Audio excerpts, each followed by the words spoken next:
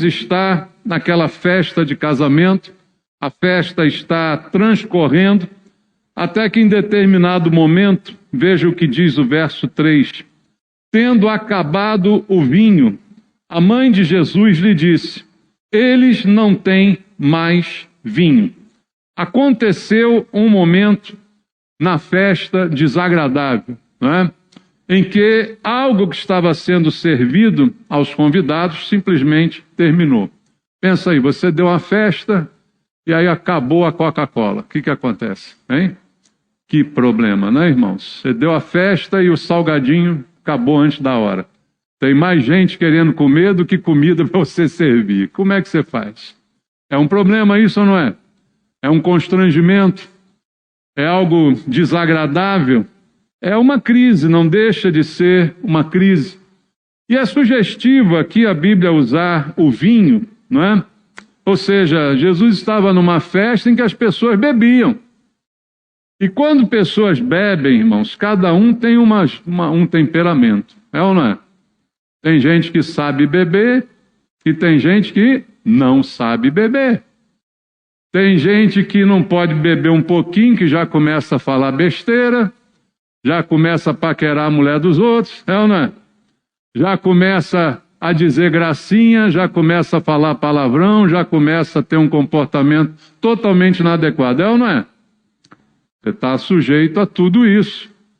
Que isso não venha de nós, mas nós estamos no jogo e isso é possível acontecer, até no ambiente em que a gente se encontra. Mas é interessante que acaba o vinho daquela festa, e o vinho na festa, não vamos aqui ficar discutindo qual é o teor alcoólico desse vinho, se ele tem mais álcool, menos álcool, se ele é recém-fermentado, se ele é um suco de uva mais ou menos, se ele é um vinho rascante, não importa o tipo do vinho. O que eu quero aqui que você entenda o vinho como um símbolo da alegria. As pessoas usavam como um símbolo de comemoração, de alegria, de estarem ali nessa diversão, nessa festa, e ali é um símbolo de alegria.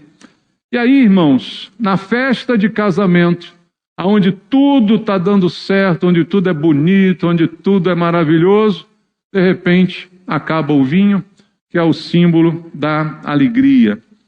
E isso agora trazendo para uma realidade nossa do dia a dia. No dia do seu casamento, se você é casado, nem todos aqui o são, mas no dia do seu casamento, se teve uma festa, foi uma festa, não é, irmãos? Todo mundo se alegrou, você estava alegre, seu cônjuge estava alegre, você dançou, você comemorou, a família se alegrou, você comeu, você bebeu, houve uma festa, não é? E é maravilhoso, normalmente é maravilhoso, né? É difícil ter um barraco no casamento, mas às vezes até tem, né? Aparece um amante, bom, isso aí é outra coisa, mas normalmente o dia do casamento é tudo maravilhoso. Começa a vida de casado. A festa acabou, o sonho acabou, aquele ambiente mágico acabou, e agora tem a realidade de acordar todo dia do lado de uma pessoa que acorda de mau hálito. Você dorme com alguém que acorda de mau hálito? Alguém aqui acorda com hálito de hortelã? Eu acho que é para todo mundo aqui, irmão. Ninguém acorda de bom hálito. Todo mundo aqui acorda com mau hálito, ou não? Você escova o dente de noite antes de dormir. De manhã você está podre. Não tem jeito. É da natureza da gente. Então, você vai acordar ao lado de alguém que não está maquiado, que não está como na festa de casamento, de terninho, gravata, bonitinho. É a realidade da vida. E aí você começa a viver a vida de casado, que é uma bênção. Amém, irmãos? É uma bênção. Mas tem problema? Tem problema. Todos os dias são como o dia da festa de casamento? Não. Todos os dias são dias de pular de alegria, de sonhos e névoas e luzes e fumaça. Não, tem problema. E de repente, no meio da vida, o vinho acaba também. O vinho acaba como um símbolo da alegria que vai embora. E aí o dia a dia, as responsabilidades, o trabalho, as coisas comuns do dia a dia, vão levando essa alegria para mais longe. A alegria foi embora do dia da festa e não acompanhou o dia a dia do casamento. Isso não deveria acontecer, mas a vida, às vezes, provoca com que isso aconteça. E, às vezes, por mais que a gente queira, acaba se tornando inevitável, porque vem a frieza, às vezes o pecado contribui, né? A falha, o erro contribui, a decepção, o sofrimento, uma falta de perdão, um problema não resolvido, faz com que a alegria não seja a mesma do dia da festa. E aí a alegria acabou naquele casamento que começou tão bonito e tão bem. Agora, olha para a festa em que Jesus estava. Quando acaba o vinho, que é o símbolo da alegria daquela festa, esse problema chega a Jesus. Jesus não foi procurar esse problema, não. O problema chegou a ele. E ainda veio através da mãe dele, que também estava na festa. E ela, então, doída com aquela situação, ela pede a Jesus, ela coloca esse problema nas mãos de Jesus, não é? Como diz o texto. E aí você conhece o desenrolar da história, mas qual é a lição que a gente tira daqui? Não importa qual é a causa, não importa qual é a natureza do problema, não importa o acidente que aconteceu nessa vida de casal que você tem vivido até o dia de hoje. O que importa é que a solução continua sendo a mesma. É chamar Jesus e apresentar o problema a ele. Não tem outra solução. Como eu te falei aqui no domingo passado, nós ouvimos a mensagem. Às vezes as palavras nos avisam, os profetas nos avisam, Deus nos dá advertências e a gente ignora e deixa a coisa correr. Mas a solução ainda é Jesus. A solução ainda é apresentar a Ele o problema, seja ele qual for. Ah, Senhor, acabou a alegria. Jesus restitui a alegria. Jesus transforma a água em vinho. Ao que mais dizem, acabou o amor. Mentira. A Bíblia diz, o amor jamais acaba. O que acaba é a tua determinação em amar. E o amor, como a Bíblia coloca, não é um sentimento, ele é uma decisão. Você decide amar uma pessoa. Pelo menos foi isso que você se comprometeu no dia que casou com ela.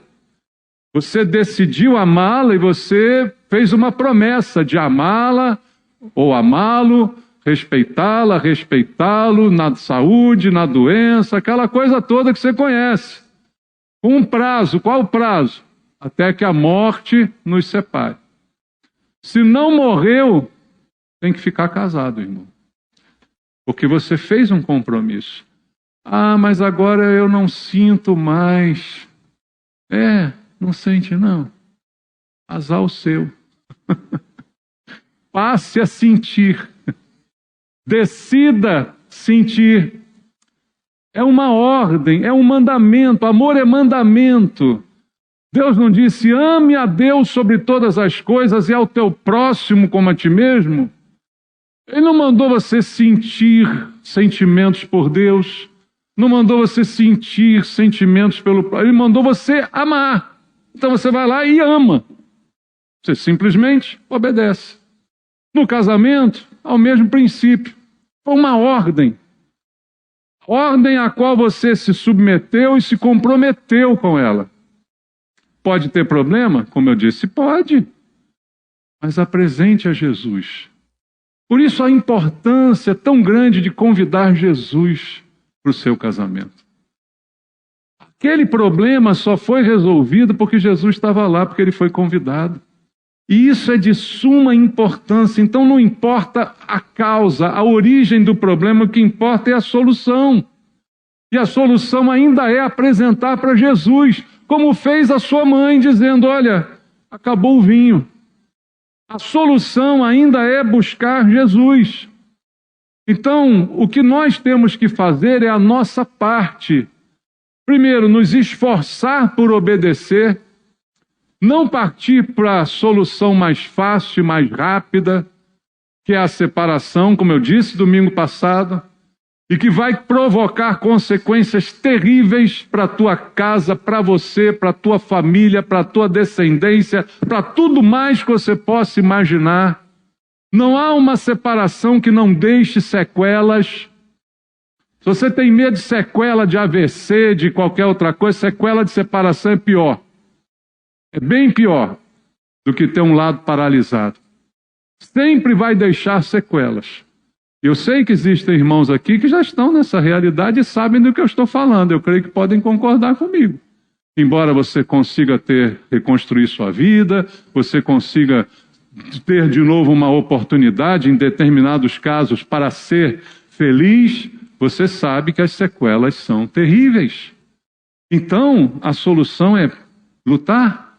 A solução é chamar Jesus. A solução não é imitar Adão que fugiu. Diante do seu pecado, se esconde. Não tem para onde se esconder de Deus, irmãos. Não tem para onde fugir da presença de Deus. Não tem para onde fugir da palavra que você deu, do compromisso que você assumiu. Se Deus vela pela sua palavra, nós não podemos ignorar a nossa. A palavra antigamente valia alguma coisa. Hoje em dia não vale nada, mas isso não está correto e nunca vai estar. Então a gente nesse momento precisa imitar Maria, precisa procurar Jesus, para encontrar nele a solução que só ele pode dar. Porque às vezes é preciso um milagre. E eu creio em milagres, você crê em milagre? Então não existe algo que esteja tão ruim que Deus não possa fazer um milagre, transformar, criar do nada alguma coisa que não existe. Trazer do nada algo que você já considera como totalmente perdido. Só não tem jeito se já tiver morrido. Se ainda está vivo, qualquer casamento tem jeito. Basta que a gente queira. Basta que a gente queira obedecer. E aconteceu que Jesus estava lá, e Maria o pediu, e ele pôde restaurar aquela alegria que estava acabando naquela festa. Mas no versículo 4 há um detalhe. Mas Jesus lhe disse: mulher, que tenho eu contigo? Ainda não é chegada a minha hora. Veja, Jesus aqui fala com a sua mãe de que a hora ainda não era aquela. Aquilo não era o momento programado para a revelação que viria daquele milagre. Então, o que eu preciso também entender, olhando para esse texto, que nós precisamos compreender também o tempo de Deus. Não invoque as promessas de Deus para que Ele faça o que você quer. Porque isso é um erro que muitos de nós cometemos, né? Deus prometeu, então Ele tem que cumprir na minha vida, aqui e agora. Tem gente que bota Deus na parede, né, irmãos? Tem algumas igrejas que ensinam isso. Graças a Deus que você não está numa delas. Diga graças a Deus. Algumas igrejas ensinam isso. Você tem que botar Deus na parede. Você pega ele pelo colarinho, bota ele na parede. O Senhor prometeu. Agora o Senhor tem que fazer. Irmão, Deus tem propósitos para todas as coisas. Deus tem o tempo certo para todas as coisas. O que nos compete aí, voltando ao que eu disse semana passada, é colocar Deus em primeiro lugar. Buscai, pois, em primeiro lugar o reino de Deus e a sua justiça, e as demais coisas serão acrescentadas. Então isso é o que eu tenho que fazer, colocá-lo em primeiro lugar, para que ele prevaleça, para que prevaleça a sua vontade, que é boa, perfeita e agradável, mas nem sempre ele vai me atender na hora que eu quero. E nesse momento Jesus diz aqui à sua própria mãe que ainda não era a hora, embora depois ele acabe consentindo, mas eu entendo com isso que há um tempo, há uma hora, há um tempo de Deus, que nós precisamos aprender a conhecer, a esperar, a saber. Hoje a gente vive num mundo que tudo é muito rápido, que tudo precisa ser muito rápido, e aí a gente quer uma solução rápida, a gente quer um estalar de dedos, a gente quer algo que aconteça no momento que a gente quer. A gente não quer mais cultivar nada, a gente não quer mais investir em nada. Investir dá trabalho, cultivar dá trabalho, o que a gente planta, a gente colhe. Falei isso domingo passado também, mas tem gente hoje que não quer nem plantar.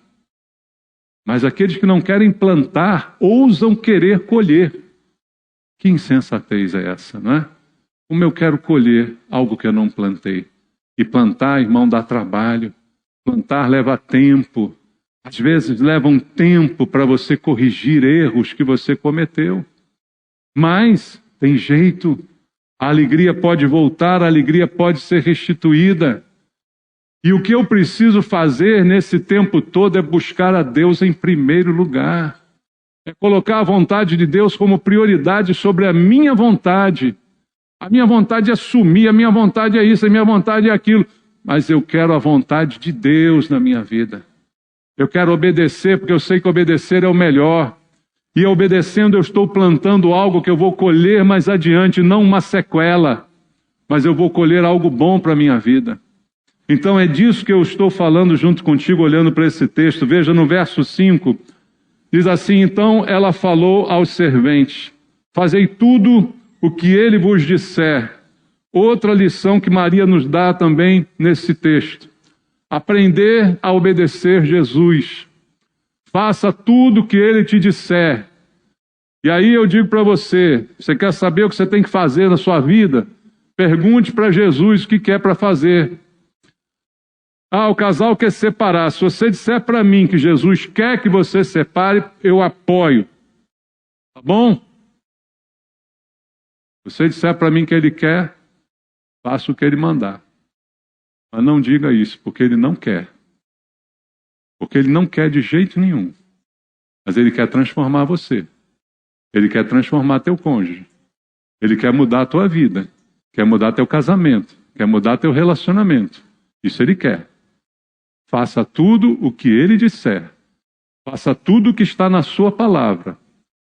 Não adapte a palavra ao seu estilo de vida. É um dos princípios do curso Homem ao Máximo que nós vimos ontem aqui na formatura. Não use a palavra para justificar o seu estilo de vida. Faça ao contrário. Submeta o seu estilo de vida ao que diz a palavra de Deus.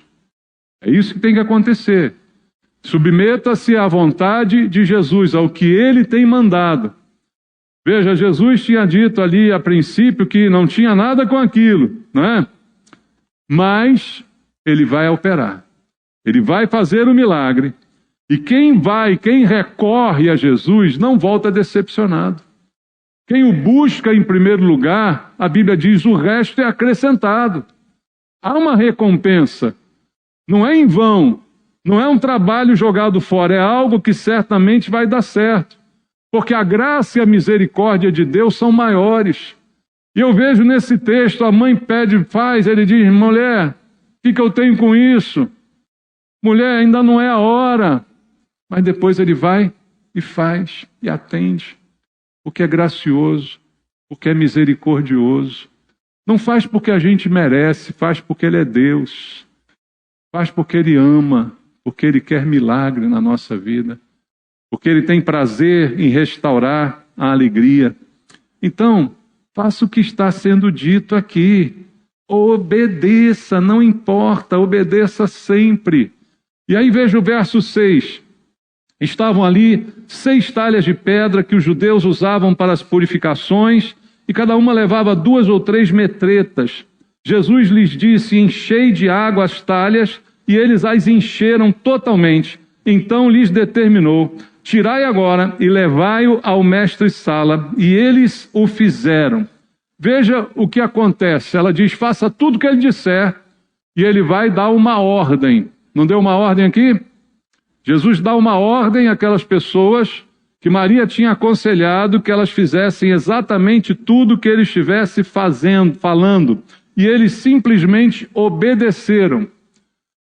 Irmãos, não é fácil obedecer. Não diga que é, porque não é. Em alguns momentos é difícil obedecer. Ainda mais quando a gente não entende. O nosso entendimento é uma barreira à obediência. Porque a gente questiona antes de obedecer. E aqui é um exemplo clássico daquilo que poderia ser questionado tranquilamente. 2 ou 3 metretas são cerca de 100 litros. Irmão, você já carregou um balde de 100 litros? Quanto pesa? Lembra das aulas de física? Água, 1 litro, 1 quilo. 100 litros, 100 quilos. É mole carregar? Não. Dá trabalho? Dá. E o pior, o problema é vinho. Ele está mandando encher de água. Eu dizia, Senhor, você vai me dar esse trabalho todo mesmo? Para passar essa vergonha? Chega lá o cara tirar água. É lógico isso aqui? Tem lógica no que está sendo pedido? Você está tendo que obedecer a uma ordem que não tem lógica e que vai produzir algum estrago em você, porque você vai carregar 100 quilos, você vai se esforçar, você vai fazer um monte de coisa, quer dizer, você vai envolver ali o seu trabalho, você vai fazer algo no qual você não enxerga nenhuma lógica no que está acontecendo. Você pode não saber o que está fazendo, mas Jesus sabe o que está mandando. Deus sabe o que está fazendo. Eu nunca sei, talvez eu não saiba o que eu estou fazendo, mas Deus sabe porque mandou fazer. E assim a gente tem que encarar a nossa vida em relação à obediência a Deus. Às vezes não é lógico. Às vezes o que o Senhor pede parece absurdo. Igual quando Ele manda a gente perdoar. Era tão estranho que Pedro, achando que estava fazendo alguma vantagem, perguntou, Senhor, mas até quantas vezes a gente vai perdoar alguém que faça mal com a gente? Até 70 vezes 7? Botei lá em cima, né, para... Jesus diz, não, é para sempre. Perdão, Pedro falou até 7 vezes, aí Jesus diz, não, até 70 vezes 7. Colocando o número lá para cima para ele entender que não há um limite humano razoável. Perdoar 7 vezes te parece bom? Parece, irmãos? Não parece bom. Honestamente falando. Errou a primeira, errou a segunda, errou a terceira. Muitas vezes a gente diz assim, ó, comigo é assim, erra a primeira, a gente perdoa. Erra a segunda, agora não erra a terceira. Não é assim que as pessoas falam? E não é assim que a gente age, né? Mas Pedro falou 7. Já para jogar isso lá para fora. E agora ele diz, não é 7, é 70 vezes 7. Isso não parece lógico. Mas é para ser obedecido. É para ser feito, mesmo sem lógica. Mesmo sem o apoio do meu entendimento. Mesmo sem a minha concordância. É para obedecer ou não é para obedecer? Então a mesma coisa se aplica aos princípios que Deus nos ensina em relação ao casamento. Então eu posso não saber e não entender, mas eu sei o que eu tenho que fazer. É como a ordem de amar, eu tenho que obedecer. E quando você decide obedecer, o milagre acontece também. Porque Deus te ajuda a obedecer. Esse é o milagre. Agora, quando você decide não obedecer, sabe quem te ajuda? O diabo. O diabo te ajuda a não obedecer. Mas quando você decide obedecer, mesmo sem saber, mesmo sem querer, o Espírito Santo vai lá e te ajuda a obedecer. Quando você decide amar alguém, algo muda na tua mente e no teu coração. E principalmente nos teus olhos. Porque os olhos são a lâmpada do teu corpo. Se os teus olhos forem maus, todo o teu corpo estará em trevas. Mas quando você decide amar alguém, você começa a mudar a sua visão sobre aquela pessoa. A visão que até o dia de hoje está contaminada com todos os defeitos que ela tem. Pensa numa pessoa cheia de defeito aí, pensa aí. Você mesmo? Não, fora você. Pensa em alguém fora de você, cheio de defeitos. Você sabe todos os defeitos, você olha para ela, você já vê os defeitos dela. Você olha para a pessoa, você, lá vem ela. Você já sabe tudinho, está tudo na tua mente ali, né? Agora muda os olhos e começa a olhar com olhos bons para aquela pessoa. Faz um exercício. Ah, não tem nada bom, procura. Pede a Deus. Procura. Começa a olhar com olhos bons. Começa a mudar. Começa a transformar. Assim é no casamento. Assim é em qualquer relacionamento. Mas muito mais especialmente no casamento. Isso precisa acontecer. E aí, queridos, acontece um milagre. Porque houve, primeiro, Jesus estava lá. Segundo, Jesus foi requisitado a fazer o milagre. Terceiro, houve obediência ao que ele mandou. Não espere milagres se você não obedecer. Tá? Tem gente que é tão doida que espera que Deus me abençoe mesmo eu não obedecendo a Ele. Ou você é doido ou você não conhece o Deus a quem você se refere. Não, eu estou desobedecendo, mas mesmo assim Deus vai me abençoar. Qual é o Deus aí? Quem é? É duende? Gnomo? Quem é esse Deus aí? Conta para mim. Não sei, ou você está doido ou você não sabe quem é Deus. Porque Deus não abençoa aquele que desobedece. A bênção está na obediência. Tantos versículos tem na Bíblia sobre isso. Tantos versículos. Não há bênção na desobediência. Perdão é diferente. Quando há arrependimento, mas bênção na obediência, na desobediência não há. Então entenda o processo aqui. Jesus está na festa, Jesus é chamado, é invocado, Jesus é obedecido, aí então o milagre acontece. Verso 9.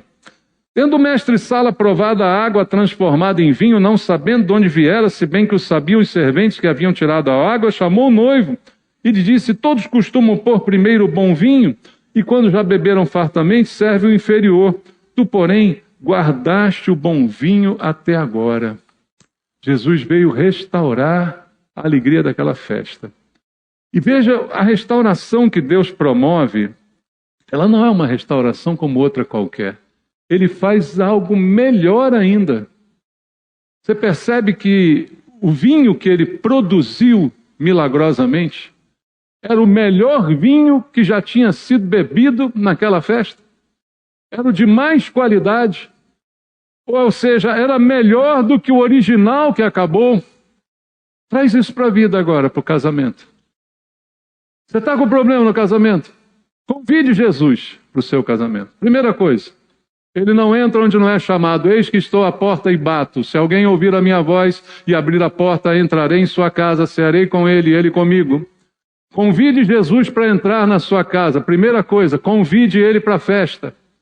Convide ele para convivência diária, para a mesa, para estar com você.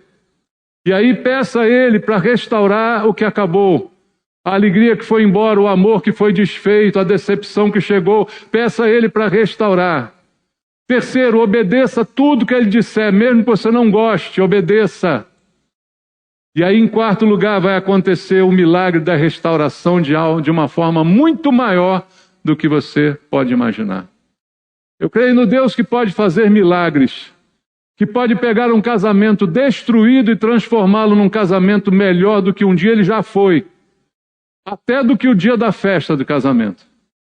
Ele pode surpreender, como surpreendeu o mestre-sala, trazendo um vinho de qualidade muito superior.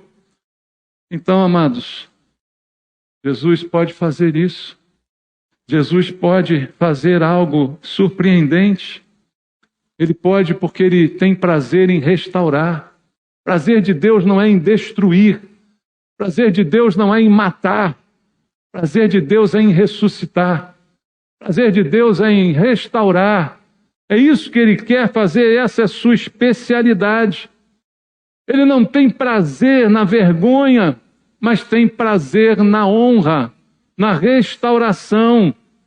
E Ele pode fazer com que a sua vida volte a ser uma festa, como no dia do casamento. Só que a gente tem que tomar vergonha na cara e obedecer. E parar de fazer de conta que não está ouvindo a palavra de Deus, como eu disse aqui domingo passado. Parar de fazer de conta que não escuta o profeta. Parar de fazer de conta que Deus não falou. E começar a obedecer. Porque se começar a obedecer, a restauração vai acontecer. O milagre vai ocorrer. E o que vai ser feito é muito melhor do que um dia já foi. Porque o que Deus restaura, Ele não restaura colando. Ele restaura mudando. Foi assim com a nossa vida. Quando houve conversão, Deus não deu uma lanternagem na gente. A Bíblia diz que Ele nos deu uma nova natureza. Porque quando você quebra um vaso e cola o vaso, para a vida toda vai ficar a marca da cola naquele vaso. Então Jesus não vai remendar casamentos, Jesus vai transformar casamentos. Jesus não vai remendar vidas, Ele vai dar nova vida, nova criatura, novo casamento, novos ares, nova alegria. Mas eu tenho que querer, eu tenho que pedir, eu tenho que convidar, eu tenho que me submeter, eu tenho que obedecer, é o que eu preciso fazer. Tudo isso, irmãos, aconteceu naquela festa de casamento, porque Jesus foi convidado. Se ele não tivesse sido convidado, a festa acabaria no momento que acabou o vinho. A festa programada para durar semanas acabaria prematuramente, se Jesus não tivesse sido convidado. E hoje tem muito casamento acabando prematuramente. E aí não é porque faltou isso, faltou aquilo, faltou pastor, faltou igreja, faltou curso, faltou não sei o quê, faltou você tomar vergonha e convidar Jesus para sua casa. Faltou a gente tomar vergonha e obedecer a ordem que Deus dá sem questionar. É isso que faltou. Então, na festa, Jesus está presente, somente se Ele for convidado. Então, se você quer que a sua vida seja uma festa, que o seu casamento seja uma bênção, tem problema, irmãos, todo mundo tem problema. Mas chame Jesus, convide Jesus, deixe Ele lá um pouquinho, né? Apresente para Ele o problema, apresente para Ele o que acabou, e Ele pode restaurar e fazer melhor do que você pode sonhar ser possível. Mas tem que ter uma iniciativa da nossa parte. Entenda! Pensa naquela festa. Não foi Jesus convidado. A festa teria acabado. Mas como ele estava ali, a festa não só continuou, como ela continuou melhor ainda, e como ele revelou ao mundo e aos próprios discípulos quem ele era, através daquele milagre.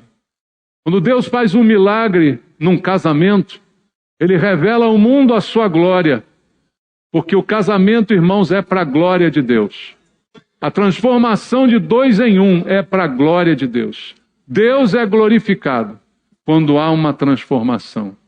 Só que isso é uma construção que a gente faz, você e teu cônjuge, com Jesus. É o cordão de 3 dobras, que não pode ser arrebentado jamais. Mas você precisa buscá-lo e obedecê-lo em primeiro lugar. Vamos orar, meus irmãos? Deixa Deus falar ao teu coração. Se você não é casado, aprenda com o que foi dito aqui também. Aprenda, porque um dia você vai casar e você vai precisar que Jesus vá nessa festa. Você vai precisar que Jesus esteja nesse dia a dia. Você vai precisar que Ele acorde de manhã contigo na tua cama. Você vai precisar da presença dEle. Pai, eu te peço, ó Deus, revela a tua glória ao teu povo, Pai. Revela, Senhor, os milagres que o Senhor pode fazer. Mas, meu Deus, por mais que o Senhor queira abençoar, por mais que o Senhor queira fazer milagres, por mais que o Senhor queira trazer vida, assim como o Senhor quer salvar a todos, só são salvos aqueles que querem ser salvos. Só são salvos os casamentos que querem ser salvos. Só as pessoas que decidem obedecer. A tua vontade, Pai, esbarra na liberdade de arbítrio que o Senhor deu a cada um de nós, na liberdade de decidir o que plantar, o que semear e também colheremos. Aí é fatal. Mas o Senhor nos deu liberdade. E eu sei, ó Deus, que se escolhermos a vida, o Senhor nos dará vida. Mas se escolhermos a morte, o Senhor nos deixará morrer. Portanto, Pai, que a gente tenha inteligência suficiente para escolher a vida, para escolher a obediência, para não permitir que a tenda seja derrubada, que as cordas sejam destruídas. Pai, fala conosco, alerta-nos, Senhor, abre os nossos olhos, muda a nossa vida, muda a nossa visão, muda os nossos olhos para com o nosso cônjuge. É o que eu te peço, orando com meus irmãos, em nome de Jesus. Amém.